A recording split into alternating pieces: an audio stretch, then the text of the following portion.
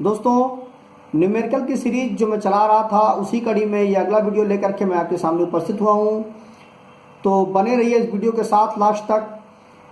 दोस्तों, जैसा कि आप जानते हैं कि अभी यूपीपीसीएल का एग्ज़ाम हुआ है, तो एग्ज़ाम के बाद लोगों ने तैयारी काफ़ी हद तक बंद कर देते हैं। लोग यह एग्ज़ाम हो जाता है तो लोग सोचते हैं कि अब जब फिर फॉर्म आएंगे तो हम फिर तैयारी करेंगे। दोस्तों, अगर आप ऐसा सोचते हो तो सिलेक्शन होने में बहुत ही समस्याएं आएंगी दोस्तों, क्योंकि जो तैयारी है वो अगर अनवरत चलती रहेगी तो कहीं पर भी कोई भी एग्ज़ाम होगा आप उसके लिए तैयार रहोगे, और अगर आपकी तैयारी रुक जाएगी तो आप एग्ज़ाम नहीं दे पाओगे और आपको एग्ज़ाम समझ में नहीं आएगा क्वेश्चंस उसमें।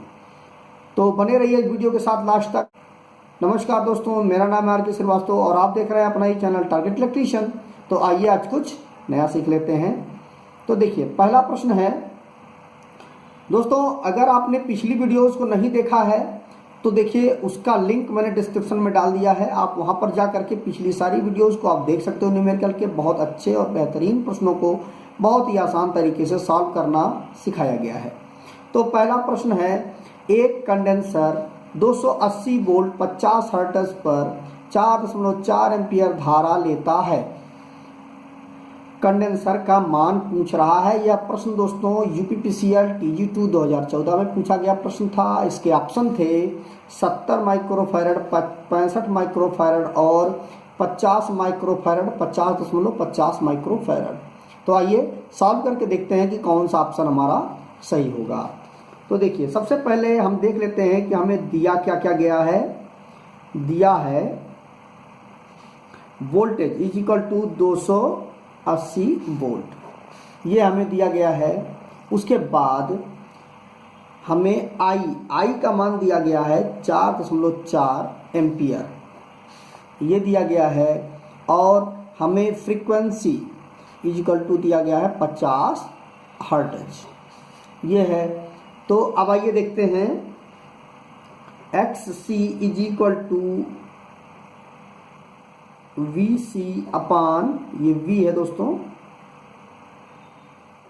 VC upon IC is equal to, देखिए V सबसे हमको क्या निकालना है, अभी C का मान यही निकालना है, ठीक है। तो V का मान कितना है, वोल्टेज 280 बटे आई का मान है 4.4। अब ये दशमलव हटाएंगे, यहाँ जीरो बढ़ा देंगे तो आ जाएगा 2820 बटे 44, ठीक है। अब इसको काटेंगे, 4 एकम 4, 4 एकम 4, ठीक है। अब इधर देखिए 4 सत्ते 28, 20, ठीक है। अब 11 का भाग 700 में देंगे तो देखिए 11 का भाग देंगे जब हम 700 में, तो देखिए 11 पच्चे 55, 11 छक्का 66, तो 6 बार जाएगा, 66 आया। अब बचेगा 10 में से 6 गया 4, ठीक है। तो ये तो एक जीरो ही आ जाएगा क्योंकि 6 बचेगा, तो जीरो उतार देंगे। 11 चौक 44, 4 बार ज़्यादा हो जाएगा, तो 11 तिया 33, तो बचेगा 7, दशमलव लगा देंगे, जीरो बढ़ा देंगे, ठीक है। तो सेम यही 6 बार जाएगा, तो 11 छक्का 66, बचेगा 4, दशमलव लगा, जीरो बढ़ा देंगे, 11 तिया 33, ये जो है 7 आ जाएगा, तो 63 आएगा। तो आ जाएगा XC इज इक्वल टू 63.63। यह दोस्तों 63 जो है ये माइक्रोफैरड में है।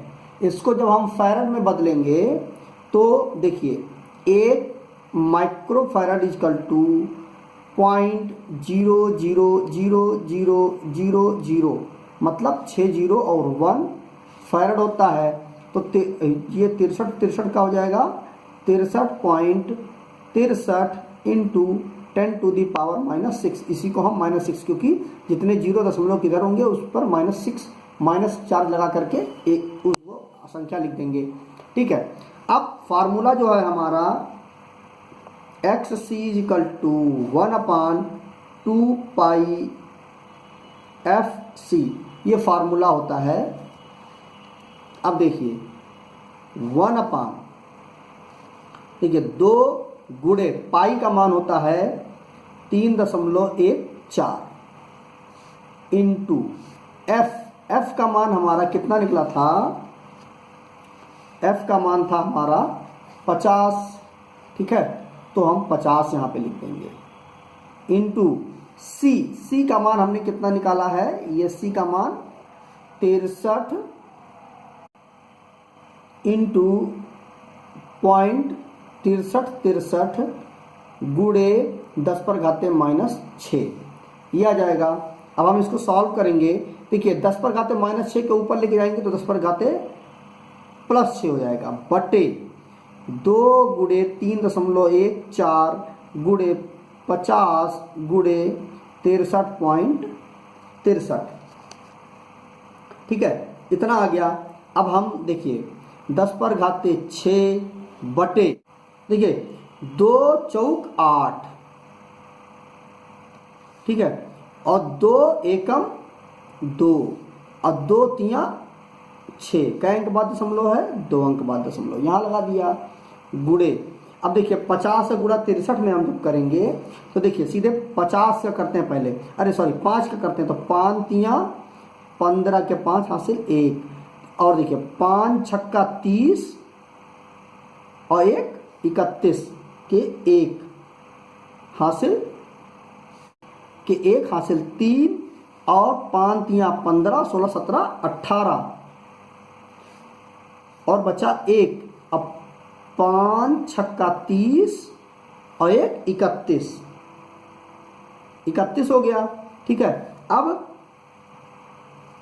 ये जो 50 था इसका 1 0 यहाँ पे बढ़ा देंगे, ठीक है, और कितने अंक बाद दशमलव लगा हुआ है, 2 अंक बाद दशमलव, तो यहाँ पर हम दशमलव लगा देंगे, तो ये आ गया मान। तो इजिकल टू हो जाएगा 10⁻6 बटे, अब देखिए इन दोनों का हम गुणा करेंगे, इन दोनों का आप गुणा कर लीजिए तो आ जाएगा 1979.82 इज इक्वल टू, अब देखिए 10⁻+6 तो हो जाएगा 1 और कितने जीरो लगेंगे, 6 जीरो, 1 2 3 4 5 6, क्योंकि 10⁻6 जितना होगा जितने ये घात होगा उतना ही जीरो लिख दिया जाएगा 1 के आगे, ठीक है। अब देखिए बटे 1979.82 ये आ गया। अब इसको हटा देंगे और यहाँ पर हम 2 जीरो बढ़ा देंगे। अब इसका इसमें भाग दे दीजिएगा, काफ़ी लंबा भाग होगा इसलिए मैं दे नहीं रहा हूँ क्योंकि बहुत टाइम लॉस होगा।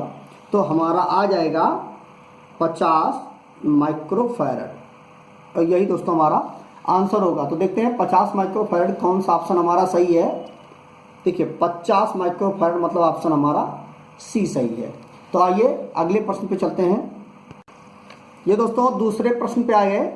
दूसरा प्रश्न है 140 माइक्रोफैरड संधारित्र को जब 250 वोल्ट 50 हर्ट्ज से जोड़ा जाता है तब धारा का मान पूछ रहा है। यह प्रश्न दोस्तों यूपीपीसीएल TG2 2014 में पूछा गया था। इसके ऑप्शन थे 11 एम्पियर, 12.5 एम्पियर, 12 एम्पियर और 10.57 एम्पियर। तो आइए सॉल्व करके देखते हैं कि कौन सा ऑप्शन हमारा सही होगा। तो देखिए सबसे पहले हमें दिया क्या क्या गया है वो देख लेते हैं। वोल्टेज इज इक्वल टू दिया गया है 250 वोल्ट, ठीक है। उसके बाद फ्रीक्वेंसी दिया गया है 50 हर्ट्ज, ये दिया गया है। और सी मतलब संधारित्र जो है हमें दिया गया है 140 माइक्रोफैरड का है। अब हम इसी 140 माइक्रोफैरड को, जैसा कि हमने बता दिया था कि मैंने बताया था कि 1 माइक्रोफैरड इक्वल टू होता है 0.0000001 फैरड होता है। तो 140 का हो जाएगा 140 गुणे 10⁻⁻6, इसी को हम इधर लिख देंगे तो ये जाएगा फैरड, ठीक है। अब देखिए फार्मूला होता है XC is equal to 1/2πfc is equal to, अब देखिए 1/2 गुणे 3.14 4, पाई का मान 3.14 होता है, गुड़े एफ का मान हमारा कितना है 50, और गुड़े सी का मान है 140 गुड़े 10 पर घाते -6, ये हमने लिख दिया।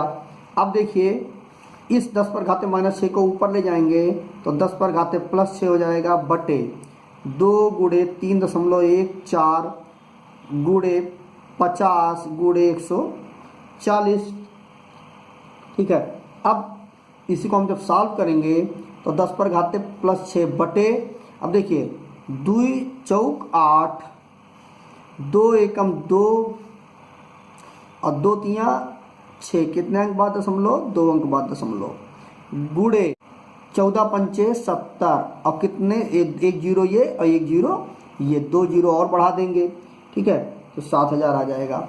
अब इज इक्वल टू, अब हम इसी को सॉल्व करेंगे तो ये आ जाएगा, देखिए 10 पर घाते -6 +6 को लिख सकते हैं हम 1 2 3 4 5 6, देखिए 3 और 3 6 ये लिख सकते हैं, ठीक है, बटे, अब देखिए 7 8 56 के 6 हासिल 5 और 7 दूनी 14 15 16 17 18 19 के 9 हासिल 1 और 7 छछो 42 और 1 43, और देखिए कितने जीरो 1 2 3 जीरो बढ़ा देंगे, 1 2 3 जीरो बढ़ा दिए, कितने अंक बाद दशमलव था 2 अंक बाद दशमलव, तो 2 अंक बाद हमने दशमलव यहाँ पे लगा दिया, तो ये हो जाएगा 1 और कितना 1 2 3 1 2 3 बटे कितना 43 96 0, इतना आ गया, ठीक है। अब हम इसका इसमें हम भाग देंगे तो आ जाएगा 43 96 0 का इसमें हम भाग देंगे तो ये आ जाएगा 22.75, तो ये आ गया 22.75, ठीक है, ये आ गया। अब हम फार्मूला हमारे पास क्या है, I is equal to V/XC is equal to, अब देखिए वोल्टेज का मान कितना था 250 बटे, देखिए XC का मान हमें कितना निकला है, ये XC का मान कितना निकला है 22.75, ये हटाएंगे 2 जीरो यहाँ पे बढ़ा देंगे क्योंकि 2 अंक बाद दशमलव है, तो अब हम सीधे 22.75 का भाग देंगे 2500 में तो आ जाएगा 10.98, ठीक है, 10.98, या इसी को हम 11 लिख सकते हैं, ठीक है, तो I is equal to 11 ampere, यही हो जाएगा हमारा आंसर। तो 11 एम्पियर हमारा आंसर, ऑप्शन कौन सा सही है, ऑप्शन हमारा ए सही है। तो आइए अगले प्रश्न पे चलते हैं दोस्तों। अगले प्रश्न पे हम आ गए हैं, 500 वाट के 2 लैंप समानांतर में लगाए गए, इनकी कुल वोल्टेज निम्नलिखित के बराबर होगी। यह प्रश्न दोस्तों यूपीपीसीएल TG2 2014 में पूछा गया था। इसके ऑप्शन थे 1000 वाट, 500 वाट, 200 2000 वाट और 250 वाट। तो आइए सॉल्व करके देखते हैं कि क्या ऑप्शन इसका, कौन सा ऑप्शन इसका सही होगा। तो देखिए हमें जो पावर दी गई है, दिया क्या क्या गया वो देख लेते हैं। P1 इज इक्वल टू दिया गया है 500 वाट और P2 इज इक्वल टू दिया गया है 500 वाट, क्योंकि 2 लैंप है, ठीक है। तो कुल P इज इक्वल टू हो जाएगा P1 plus P2 is equal to हो जाएगा 500 प्लस 500, ठीक है, 500 प्लस 500 इज इक्वल टू हो जाएगा 1000 वाट, और यही हमारा आंसर हो जाएगा। तो देखते हैं ऑप्शन कौन सा हमारा सही है। 1000 वाट मतलब ऑप्शन हमारा ए सही है। तो दोस्तों ये रहे 3 प्रश्न। मुझे पूरी उम्मीद है कि बहुत डिटेल से मैंने समझाने की कोशिश की है, आपको प्रश्न निश्चित ही पसंद आए होंगे और समझ में आ गए होंगे। अगर दोस्तों वीडियो अच्छा लगा हो तो वीडियो को लाइक करें, शेयर करें अपने दोस्तों के साथ, और दोस्तों स्क्रीन के नीचे एक रेड कलर की बटन है, उसको सब्सक्राइब की उसको प्रेस कर दीजिए, और उसके बगल में एक बेल आइकन के बटन है, उसको भी प्रेस कर दीजिए। तो दोस्तों मिलते हैं एक नई वीडियो के साथ, तब तक अपना बहुत बहुत ख्याल रखें। जय हिंद, वंदे मातरम।